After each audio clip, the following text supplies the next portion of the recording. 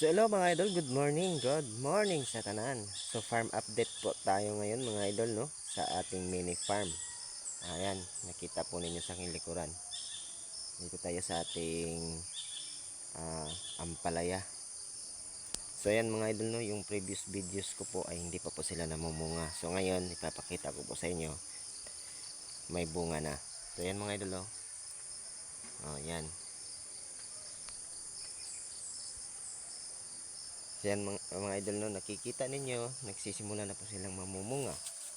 So ayan, nung unang previous videos ko ay hindi pa po sila gumagapang doon sa itaas. So ngayon mga idol, ito na po yung update. Malapit na din tayong makagulay. So ayan, ito kadalasan po mga idol, hindi po masyado malaki yung mga first bunga ng ampalaya, no?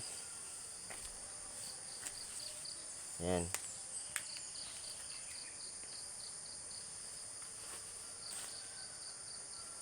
Kasi kapag magtanim po kayo ng ampalaya mga idol, yung mga first bunga nila ay hindi pa po masyadong malaki.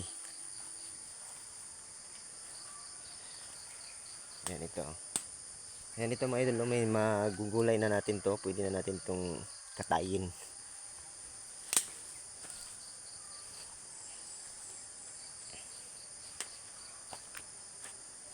So yan mga idol, ito po yung pinagmix ko na itinatanim yung pipino at saka ampalaya.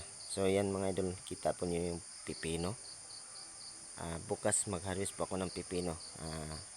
Naghanap pa po ako ng kung sino yung mag-order, yung taga dito lang po sa amin banda, para pre-delivery po natin. So ayan mga idol, kita po yung pipino.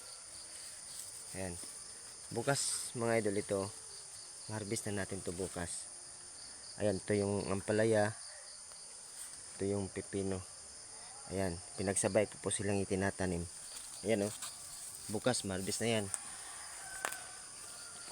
Itong pipino mga idol, ayan, pangapat na bisis na po ako naka-harvest, no, kasi madali lang ito mamumunga, no.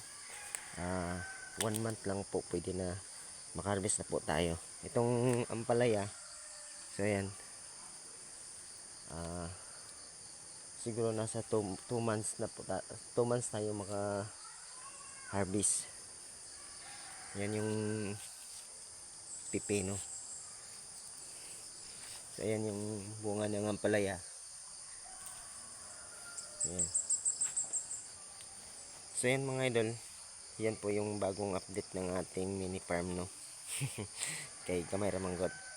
So ngayon mga idol, kung gusto po ninyo magtanim ng gulay, so pwede po ako makabigay sa inyo ng idea, no, tungkol din sa mga fertilizer na gamit natin at saka yung mga medisina na ginagamit din, yung pesticide, no. May offer po ako sa inyo na yun ang dapat natin gawin para po ma-control natin yung mga insekto. So ayan, wala pa po akong nakitang may natamaan ng insekto. So ayan mga idol, no, mag-message lang po kayo, mag-comment lang po kayo, magtanong po kayo kung bakit ko ginagawa na simple nagsabay itong ampalaya at saka pipino. So ayan mga idol, no, nag-success po tayo sa ating diskarte na ipinagsabay ng ating pagtatanim.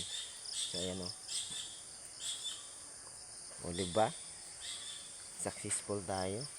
So ayan, unang-una mga idol, no, nagpapasalamat po ako sa ating Panginoon dahil ibinigay din niya sa akin yung successful sa aking pagtatanim. Ako po ay nakapagbenta na kahit kunti lang, at least meron. So yan mga idol, no, kung nagustuhan po ninyo yung video natin tungkol po sa pagtatanim ng gulay, so please paki-comment kung ano po yung gusto nyo itatanong sa akin, at siyempre naman paki-follow sa aking Facebook, then paki-react, no. So ayan mga idol, God bless, thank you.